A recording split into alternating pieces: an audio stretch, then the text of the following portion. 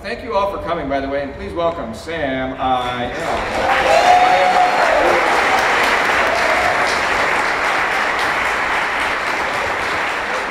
As Baron said, I was arrested a few months ago for standing around in a public lobby with a video camera, just exercising freedom of the press. I was jailed for 58 days. I went on a hunger strike. I did a lot of different things, and at the time I was being told that I was held indefinitely without trial, so I really had no idea when I was getting out. After a while, I just stopped counting the days and just sort of sat with my experience. And here's where I'm at. These are my circumstances. What am I going to do from here? What kind of difference do I want to make with the time that I've got while I'm in here? Let me give you a little bit about my background. I didn't just start out doing this. I think it's really a process. A few years ago, I was in a corporate job, had what many people would call the living the American dream. I traveled all over the world. I had a wonderful job. I almost got married to a woman who was crazy, bipolar, addicted to Xanax. It was great. You know, one minute everything would be fine, and the next minute dinner's coming across the kitchen at me. So out of that, I did some transformational training that really kind of helped me develop and change my perspective on the world. And in the process, I found Free Talk Live out of that. I started listening to Free Talk Live, coming around to the ideas of liberty. There was that crazy guy Ian on there that said we didn't need government. I thought he was nuts, but luckily there's that Mark guy that kind of brings it back into check. And so as I started listening to this, I'm looking at my own life, and I'm just coming closer and closer to where Ian's at and some of his beliefs and so forth.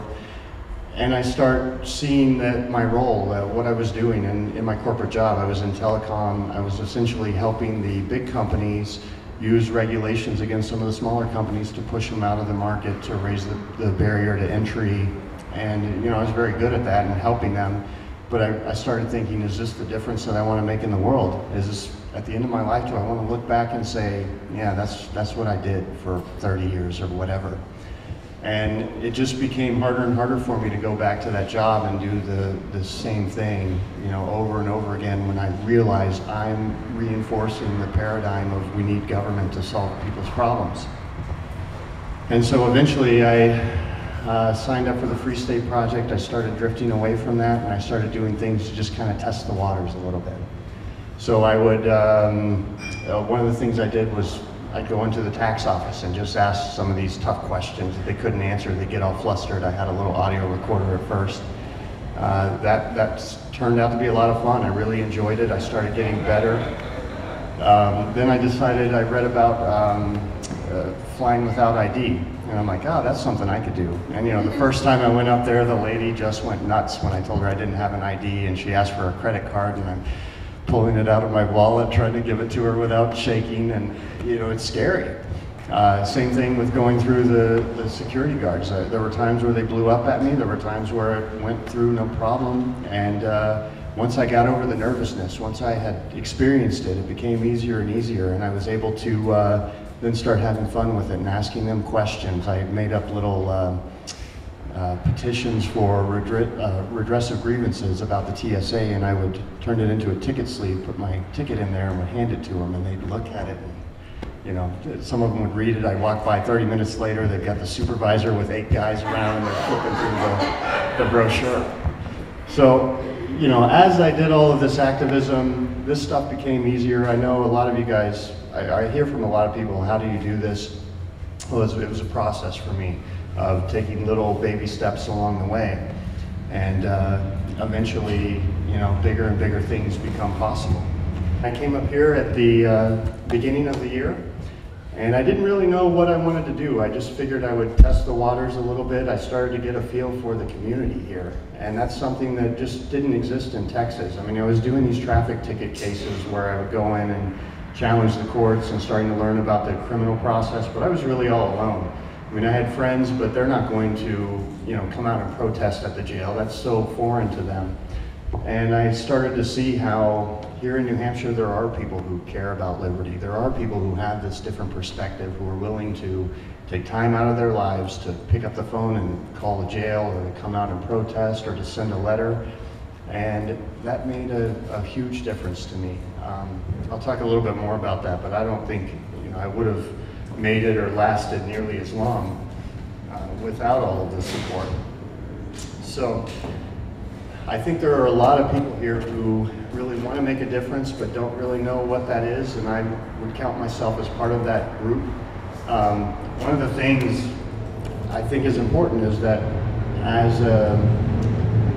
as liberty activists, we do what we can to reach out to people in the mainstream, people who are in their corporate job, living the normal life and don't know anything about the government or how do we change the system or even what's wrong with the system.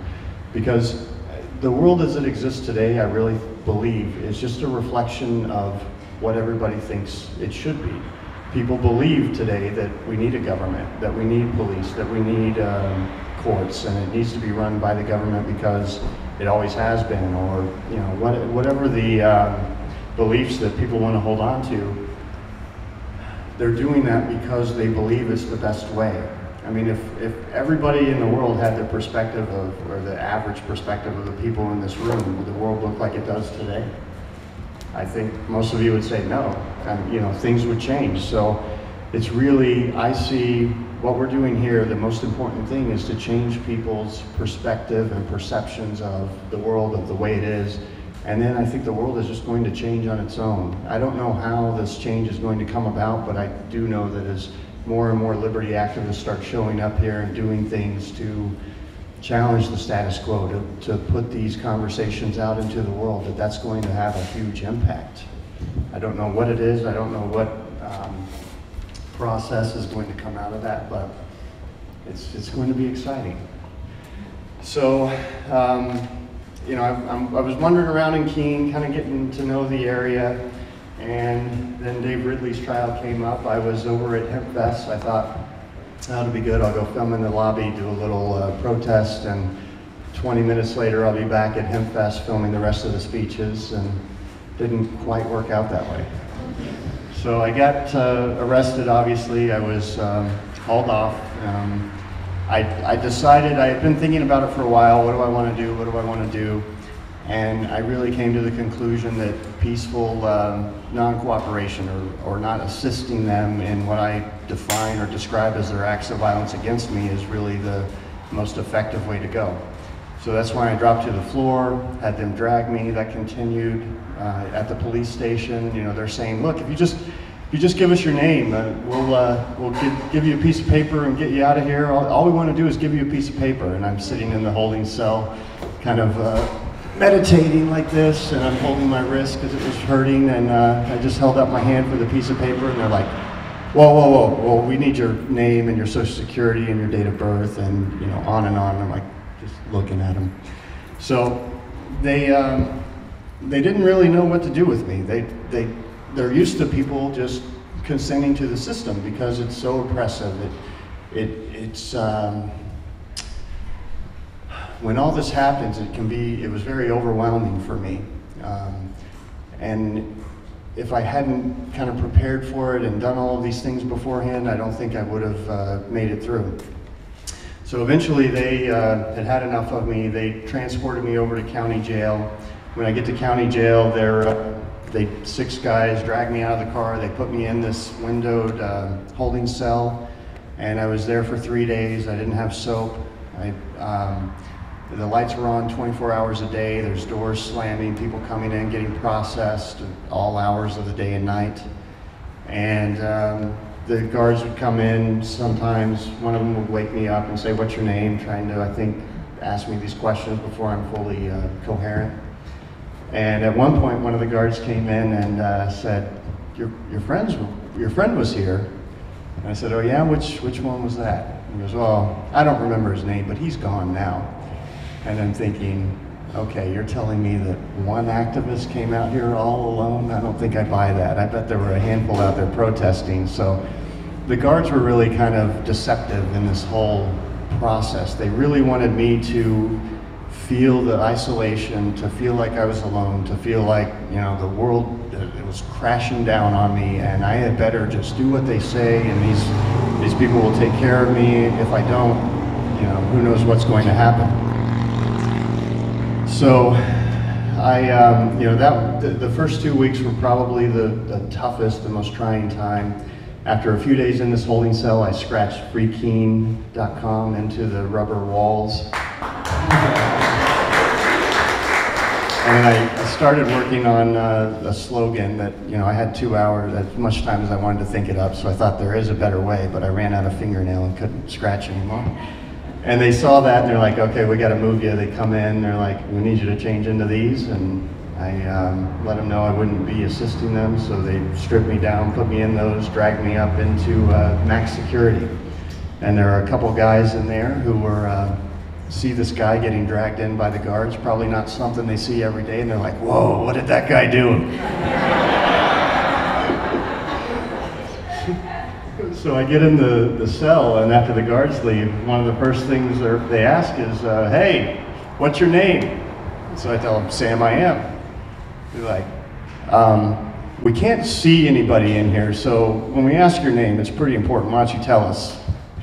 And so I'm like, well, that's kind of it. I'm not giving my name. And, you know, that started a conversation. And, you know, about 4 hours later, because again, we've got nothing but time, I had walked through the entire private justice system, how private competing arbitration services might work in the free market.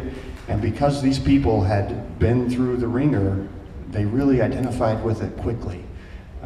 It was something that they could connect with because the state had come crashing down on them. And I think, I don't know, show of hands, who's had the state really come down and affect your life personally? Yeah.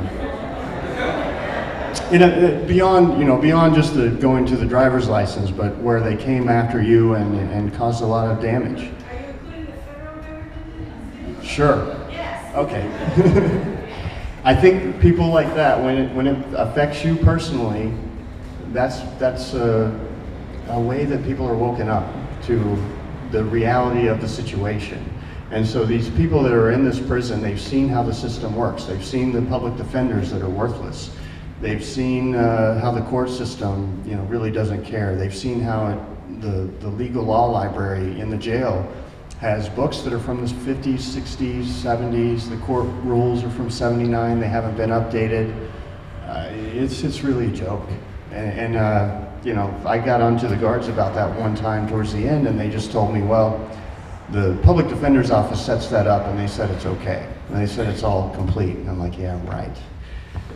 So the deck's really stacked against these folks, and they really came around quickly, and I was able to kind of talk them through, and then I started looking at the system as a whole. And really what it's designed to do is to strip away all of people's freedoms. So, you know, you're wearing somebody else's clothes. You're told when you can go to bed, when you can go outside and exercise, and even just go outside, and it's simple things like feeling the wind and hearing the trees and the birds and just experiencing the sky. Things that are so simple that people take for granted, I think. All that gets taken away, and in the jail, it's cinder block walls, double windows, there's no sound besides, you know, machines running or the air conditioner when it works. And I think it's really designed to just sort of strip all that away, and then a lot of people start looking at their circumstances and see all these freedoms and liberties that have been taken away, and they respond with anger. Because that's what the state teaches. I mean, that's how the state does things. They respond with aggression, with force. You have to do it our way or else. And a lot of them lash out. There were people there there were a couple fights while I was in there. There was one guy that came in with just a huge chip on his shoulder. You could see it in the way he walked, and he lasted about an hour before he started freaking out about, you know, some of the other prisoners there could have been child molesters or whatever, so he just went nuts and started kicking the door, and they came and dragged him off to the shoe is what they called it, a little windowless cell. And that's what they want, I think. I mean, that's what they define as rehabilitation. Let's strip all of these rights away. Let's put this guy, you know, back to basics where he's got nothing, And then we'll break him and show him that the state is all powerful, that we are all, you know, mighty, and our authority cannot be challenged. And they're right, you know, it can't be challenged in that way. If you go after the state with aggression, with force, with violence, they're pretty much going to win. When you go in there with peace, with love, with compassion, as I've tried to do, they don't really know how to take it. I started blogging.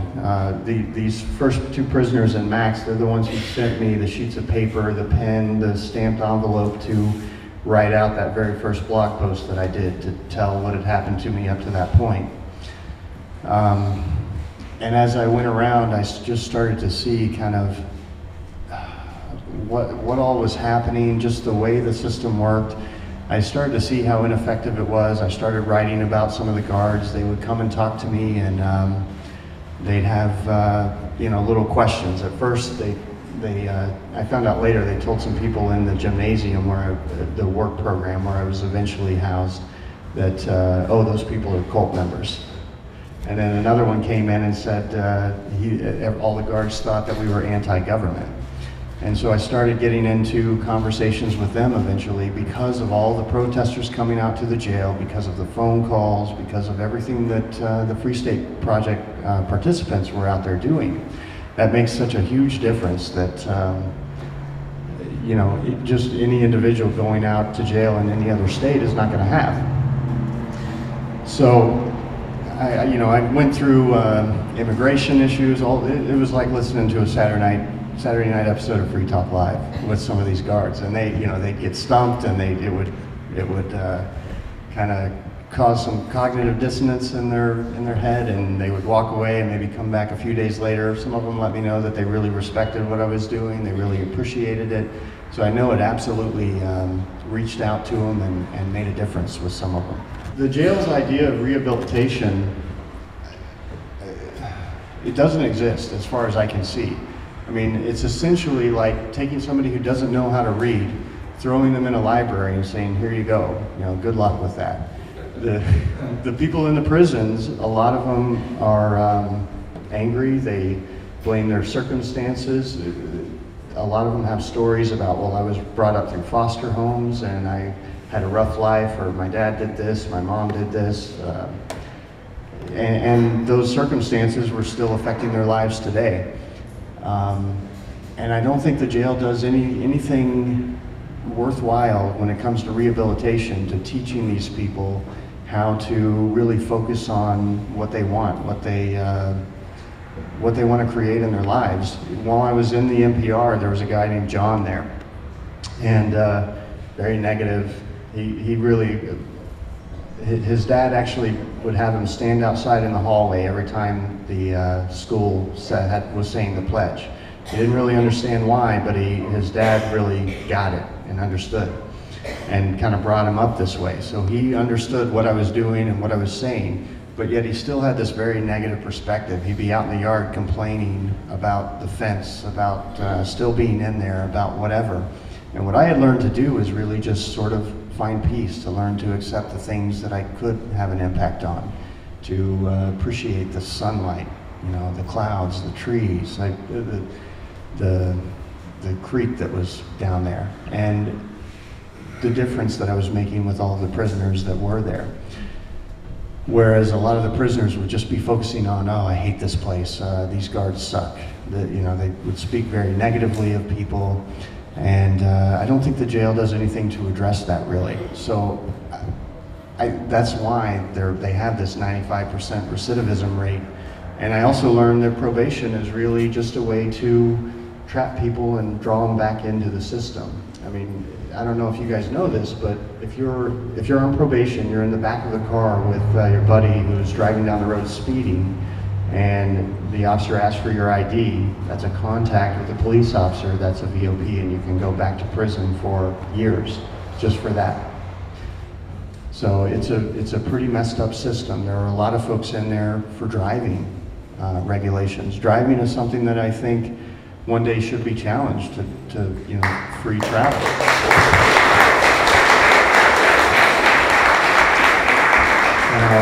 Now, that said, the courts are so far gone from just a basic rule of law that I don't think that's possible at this point. I think we've got a lot of work to do before we get there. And I found out in New Hampshire, there's the habitual offenders where if you get caught driving without a license after habitual offender status, it's a mandatory year in jail. And there were several people there who were in jail for a year. One guy had moved out of state, came back. He had gotten habitual offender status, didn't jump through the hoops to get it removed, and was driving for 6 years without a driver's license. Was doing fine. One day the officer recognized him, knew that he didn't have a driver's license. This guy was in a corporate job doing CGI stuff, and he was there for a year at taxpayers' expense. So it's a tough one to challenge. I think there's in some ways, the live free or die state is way ahead of some of the other states when it comes to personal freedom and liberty. In other ways, it's a very archaic system with some very punitive punishments and laws and things that are out there. There was one time where I actually told the guards I'm ready to cooperate. I was going to give my whole name. I think it was about 3 weeks in, after I get papers that say I'm facing 3 years in jail. And then they let Ivy in, who showed me the laws, and I realized, oh, you don't have to give your name, there's no requirement. And in the court's own documents, they're saying these are things that all defendants are reasonably expected to provide, not lawfully required. So that's when I decided, okay, screw this, I'm gonna just stick it out and see what happens.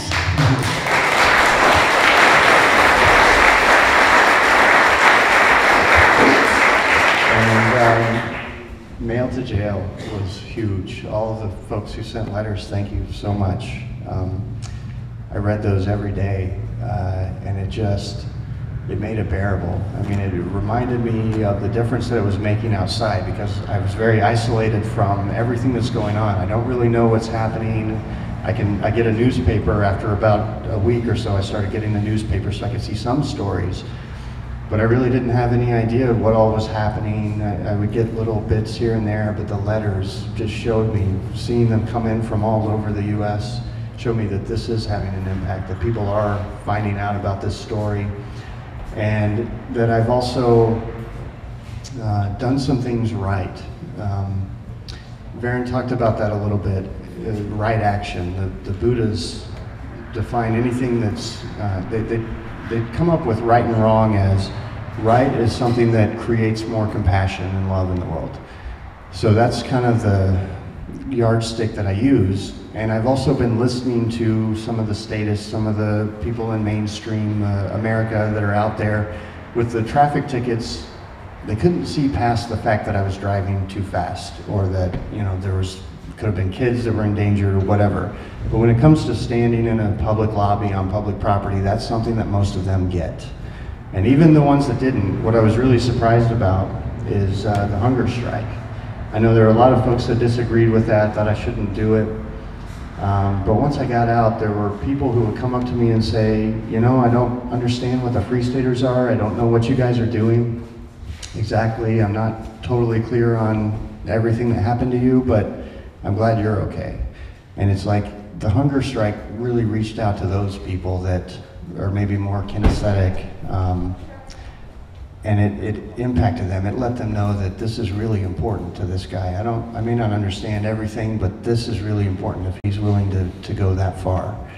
And I don't know, I still see some value in what I did. Would I do it again? Maybe. That was my first try. I'd never been to jail or done a hunger strike, so kind of learning as I go.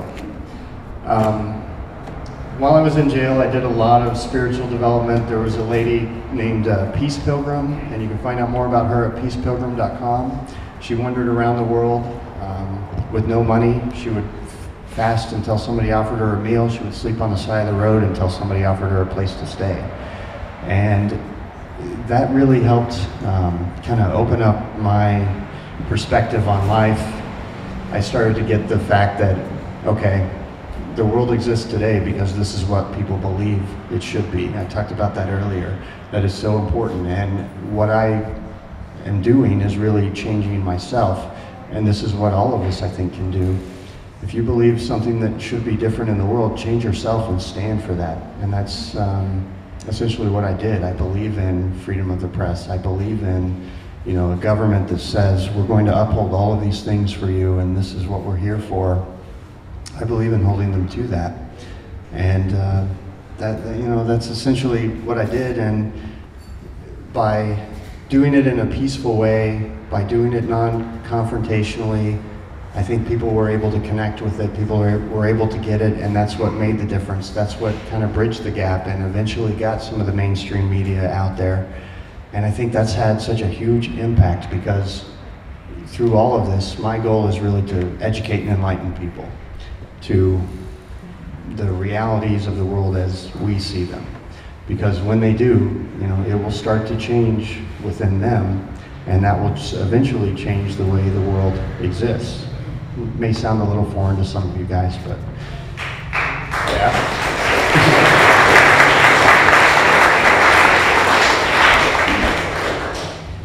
So, you know, I started shifting my perspective. I talked about that a little bit.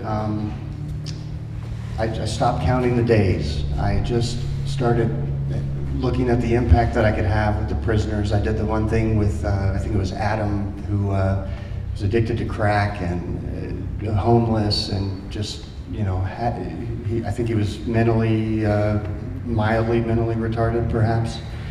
And, you know, I had gotten commissary in, so I didn't need to trade my food trays anymore for stamps to write people. So I just decided, well, what do I want to do with this? I don't want to just give it away because it won't, you know, it won't have any impact. So I started offering it as, well, I want you to go do a good deed. And one guy came in and asked, well, this is like a pay it forward thing, right? And I'm like, yeah, kind of like that. And he couldn't come up with anything, so that breakfast went back in the sack. And then later this other guy came up, and the deal was that he would go out and acknowledge 3 people in the jail and tell them, you know, why he appreciated them. And I think that's something that's missing because everybody in the jail is off in their circumstances. A lot of them are angry. You know, that's the way the system is designed to work. And so he first acknowledged me for, you know, what was it, all the things I do for marijuana. I don't know. It was a start. It was a start. So I thanked him and said, well, there's 1, 2 more. So we went down to Scott Corey, which is this other guy that was there for 8 months waiting for trial, which in New Hampshire, right to speedy trial means you get a trial within 9 months. So you can sit in jail for 9 months here without a trial, and that's okay with the people because that's the way the system exists, right? And so he goes up and acknowledges this person. It was really heartfelt. I was really happy with what he had done. He could not think of anyone else of the 20 guys in there that he couldn't think of one positive thing to say. Eventually he did. He went up and found this guy that had gotten in a fight and thanked him for beating the crap out of the other guy. So he comes back, he's like, I did it, do I get my tray now? And I'm like, well, what do you think? Did you do it in the spirit of the exercise? And because here's the truth of the matter. The way you do anything is the way you do everything in life. You know, when you're out there, there's nobody, I'm not going to be there, you know, checking up on you. It's up to you whether or not you complete something and whether or not you lived up to the intent of the exercise or, you know, what it is you had to learn. And, you know, do you want to take the easy way out in life? I think you've done that a lot. Or do you want to really push yourself and see what you can accomplish? And he thought about it for a minute. He's like, okay, it's not complete.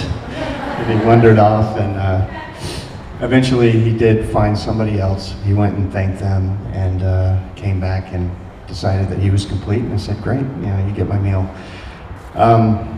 So I think there is an opportunity to really look beyond the circumstances, and I think this applies whether you're in jail or not. I mean, there are people out there who are living in their circumstances and believe the world is the way it is, and we're all certainly facing things that we would like to change that I don't know how it's going to happen or what steps to even take, but there are little things that you can do, make a difference in people's lives that cause them to maybe expand their perspective, their worldview just a little bit. And I think that's eventually going to add up.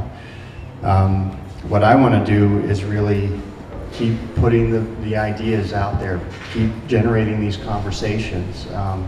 I am thrilled with what happened in the paper, with all of the blogs, with all of the things that you guys did on Facebook, the Napolitano Freedom Watch show. I thought that was really excellent, and really put the Free State Project on the map in a lot of ways. And Penn and Teller found out about us through the Boston Globe article.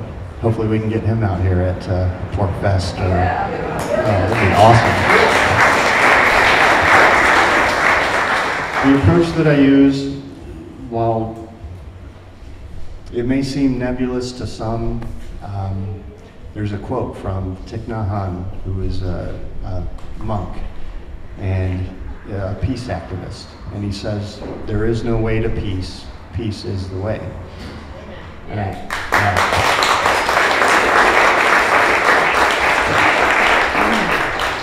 think that's such a perfect quote that embodies everything that we're about.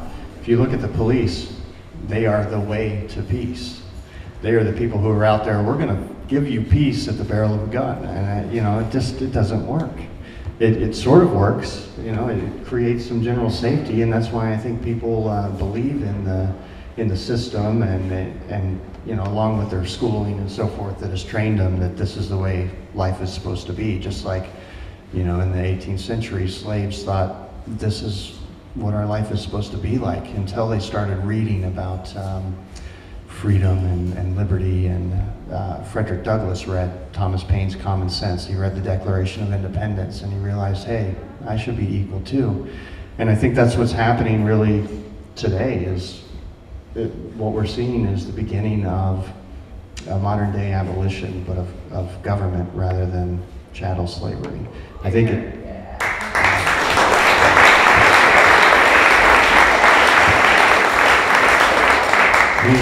we certainly have better conditions, but still, on the hunger strike, if I had collapsed or gotten too weak to walk, they would have taken me to the hospital, they would have handcuffed me to the bed and put feeding tubes down my throat to make sure I could eat, because if people started choosing death over facing their tyrannical and oppressive system, that would wake people up, and they would start to see, hey, something's not right here if all these people start turning up dead in jail because they would choose to starve themselves over facing the system and trying to defend themselves.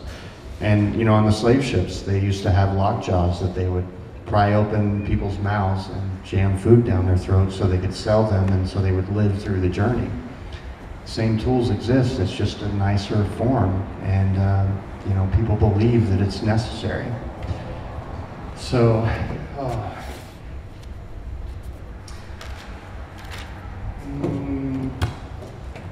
I think that's it.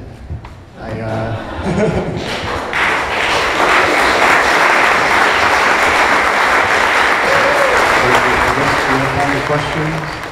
Yeah. If you have a question, raise your hand and bring 2 cigarettes up.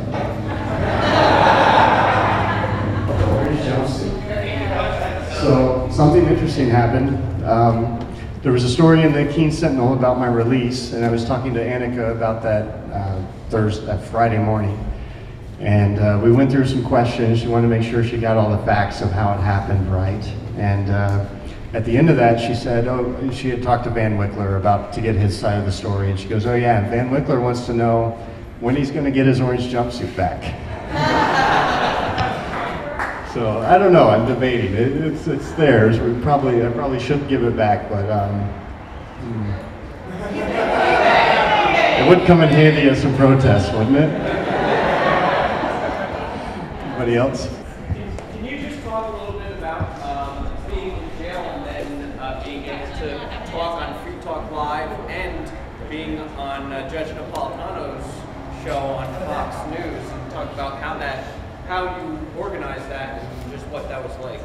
Yeah, I didn't do a lot of the organization. I mean, that was all the Free Staters that were constantly in there voting for Judge Napolitano.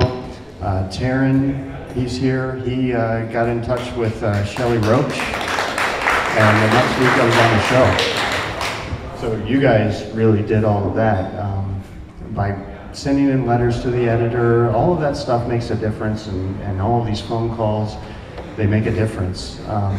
What was the other part? Well, I guess we could just maybe speak to how it felt to be out. Locked up in jail, and yet now you're not only on Free Talk Live speaking, but now you're on, the show, the Fox News show, and obviously backing you up. It feels good. There's Van Wickler couldn't say a lot to me because of everything that was happening and his position and so forth, but he would drop little hints. Like, when I got the notice that I was going to be on the Napolitano show, he came in, he had me come into holding, and he was standing there. I saw him twice the whole time that I was there, and he said, here's the Fox TV show, it's at this time, these are the numbers, good luck, and he shook my hand. You're not even supposed to shake hands with the guards because any physical contact can be assault. And literally, there's a guy in the clothing change room who got a sweater that was the wrong size, and he pitched it back to the shelf over a table about 4 feet. It caught a guard in the back of the leg, and he was charged with assault. Yeah, and that's, carries another year sentence.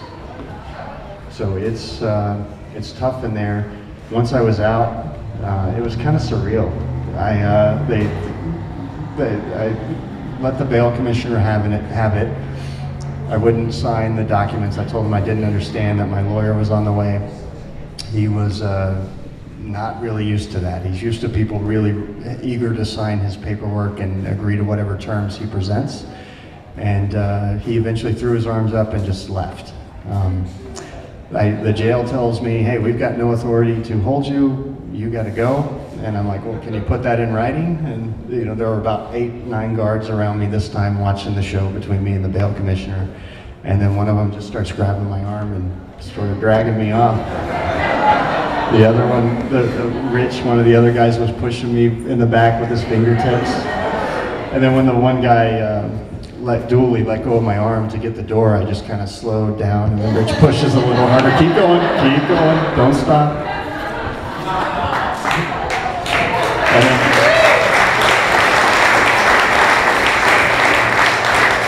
And then, I get outside. Lauren and Jim had come to pick me up. Thank you very much, guys. And I'm like, do we leave?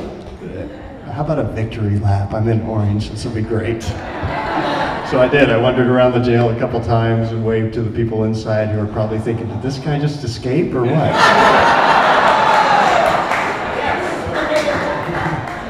So, I don't know. We may give the orange costume back, or I may hang on to it. I haven't decided yet.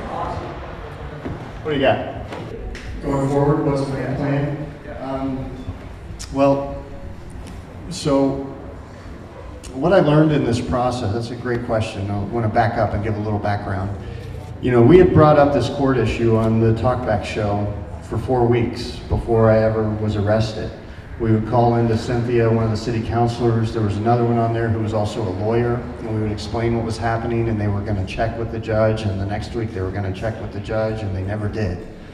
Then I got arrested, and I actually called in from jail. Now, Cynthia would always get mad if we would announce that we're going to do civil disobedience, like what Andrew did. She hates it when we tell them we're going to break the law and openly defy the law like that. So she doesn't want us doing civil disobedience. She doesn't want us calling in and talking to her about these issues because, 4 weeks and she did nothing about it. Once I was arrested and explained, look, this is what the law says, Cynthia, and they're not following it.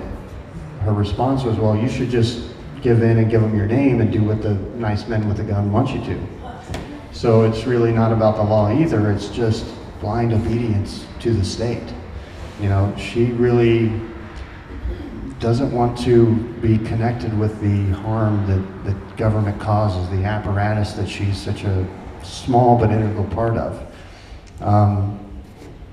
So the only thing that I've seen that worked, what got me out really is, I was in there for almost 2 months without a trial date. When the city was sent a tort letter that said essentially we're going to sue you, and the longer you keep Sam in there, the higher the greater the liability is incurred by you and the taxpayers based on the actors involved here that work for the city. The same day they scheduled a trial date, and then the week later they pushed me out the door. So I don't know if it was that. I don't know if it was the fact that the Supreme Court had a writ of habeas corpus that they were going to have to rule on that might have meant, and this is part of the reason I was staying in jail, it might have meant that you know, when activists get arrested, they don't have to give their name. They don't have to give an address. They don't have to submit to any of the other questions. You can just give them a fingerprint, or you can give them a name and date of birth, or a DNA sample, any of those three. And I think that scares them quite a bit, and they don't really know, you know, how to handle all this stuff, and that may have been the reason they pushed me out. But I think it's clear that the civil action got their attention. So my plan is to push that forward. In order to do anything with that, it's pretty important that the criminal charges be beat. Otherwise, the civil action will likely fail. So I've hired this attorney, William O'Brien. He's a state rep and pretty good guy. He's on a short leash with me. We've went back and forth on the no standing in the courtroom. He wanted to have me leave and enter before, you know, after the proceedings start and before they close, so that I wouldn't have to stand for the judge, that sort of thing, and it would be before the judge left the room. And I pushed back on that, so now he's just notifying the court that I won't be standing, and there's a chance that I could get arrested and held in contempt of court.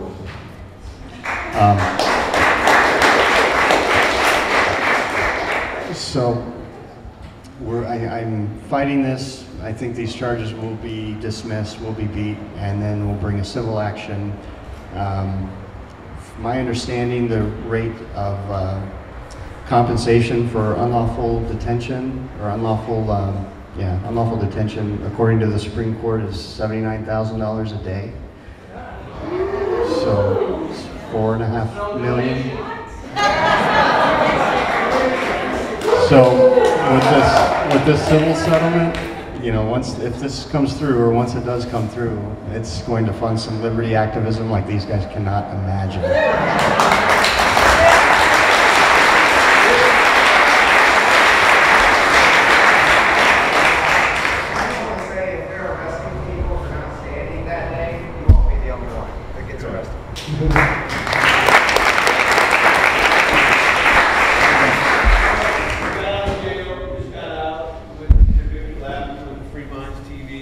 I'm just curious, like, what is the first thing you did personally that you had to do freedom, and also what was your first meal?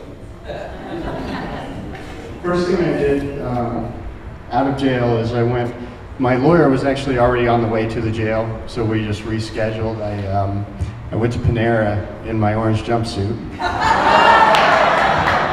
met with him, that was fun. The first meal, it was about 35 days, or about 32, something like that. And my rib cage, I was getting pains underneath it. And I know after about 30 days, that's when the organs can start to degrade and it can cause permanent damage, that sort of thing. And through some of this spiritual development and these books that I was reading in there, I was meditating every day and doing some things along those lines. So I was sitting there on my cot. Breakfast had come in. I had gotten the tray because it's Saturday or Sunday, and that's one of the good breakfasts where you actually don't get cold cereal and skim milk. And I was planning on trading that. I didn't know what I was going to do with it. I had set it on my bed, and I was meditating on the question of, well, should I start eating? Should I continue my hunger strike? Is everything okay? And I hear a noise. Some footsteps walk up to me, walk away. And right there on the corner of the tray is the newspaper that had the Sunday story in the Keene Sentinel. So I opened that, not expecting too much because a lot of the stories have been, let's say, not too liberty friendly. They make us out as cannibals or whatever else. And this one was good. I thought it was one of the best ones that had come out yet. It had some things wrong with it. I was not down to 116 pounds. It was 160 or 158, I think, is what I got down to. But I took that as the sign and decided to go ahead and start eating. The first bite I had was some tasteless, bland oatmeal that was the best thing I had had in months. So And then I ended up, well, I couldn't eat all of it. I had to eat little bits here and there. And then since then I've been eating like crazy. Now I gotta start working out again. You know, I'll definitely the first when you get out, when you got out, was your first. It was great to hear that story, but that was just. Oh, when I first got out? Yeah, when you first got out. Actually, I snuck one of the lunches out. A guy gave me his lunch late, and I put it in Tupperware, and the guards didn't really go through all my belongings, and they sent that out, and I don't know, I was hungry. So it was like a chicken patty with some mashed potatoes. Yes. When you were in jail, and I've really enjoyed everything you've had to say, it's been wonderful. When you were in jail, you got a chance to interact significantly with the other inmates. Some of them, it sounds, were there on very, very unjust charges, but others were likely there justly, in as much as they really did commit crimes. Among those people, what, and maybe getting back to this discernment thing, obedience versus disobedience versus right and wrong, how did you approach them, and what was their response with respect to discerning the difference between systematic injustice, which even they were under, and their actions of right or wrong, as the case may be? Yeah, so that was actually my first challenge. When I went up to Max, one of the guys that was there, Corey, the one who sent me the stamped envelopes, we started asking, well, what are you guys in for? It was all VOP.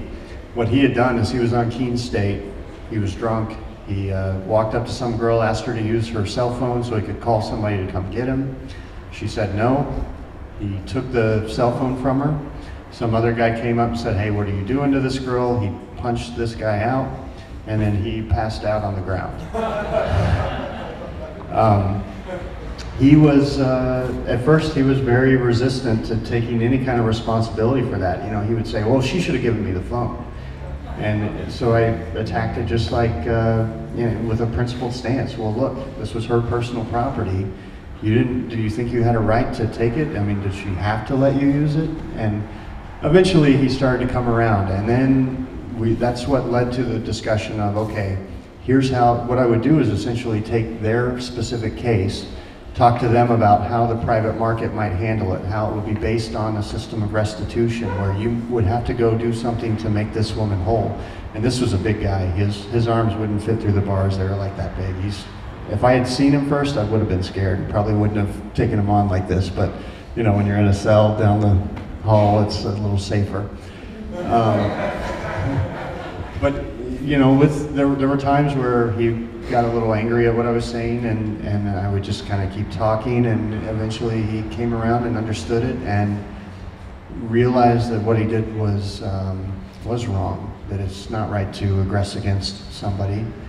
And I think it's just a matter of presenting that perspective to people, giving them that principled stance, that viewpoint, letting them see that you know, there is a better way, that it doesn't have to be like this, and they quickly agreed. You were in rehabilitation. Oh, I was, yeah, I think a lot.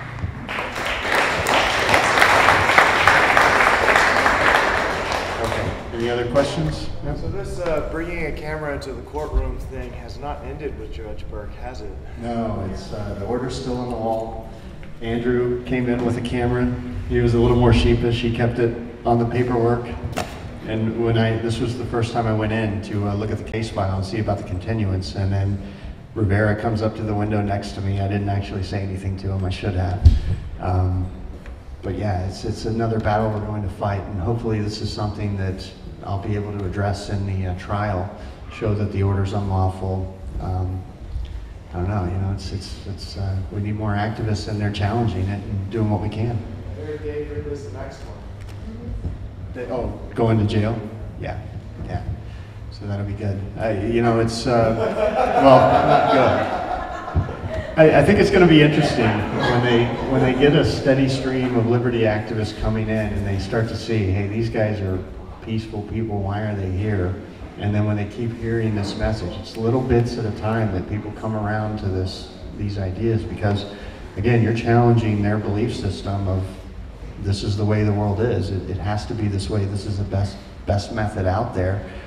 And as humans, we like to be right about ourselves, about what we believe, about the way the world is. And when somebody presents something contrary to that, it means we have to accept first that we were wrong about the way it was. When people found out the world was round and it wasn't flat and there weren't monsters sitting off on the edge of the earth eating ships, they got mad, but not because the world was actually round, but because all this time they believed it was flat. So that's essentially what we're doing, is challenging people's beliefs, letting them get over their anger, or trying to just go around it eventually. So it'll take time. Anybody else? Yep. Recently, a judge was removed for sleeping on the bench. How do you remove a judge that supports that kind of action? In New Hampshire, good luck. The judges are appointed to lifetime dictatorships, essentially, by His Excellency the Governor. You can, in most states, there's the bar grievance process where you can file complaints and that will affect insurance. Here, New Hampshire has pulled that authority away from the New Hampshire Bar Association and created the Judicial Conduct Committee. So you've got the judges policing themselves, essentially. They're in there for life. It's tough. There's some strategies I don't want to get into. That's something I would like to see happen, or I would like to see us reach out to Burke and start sharing these ideas, because he's a person just like anybody else. And if we can convince him to come around to the message of liberty, how easy would it be to convince other people?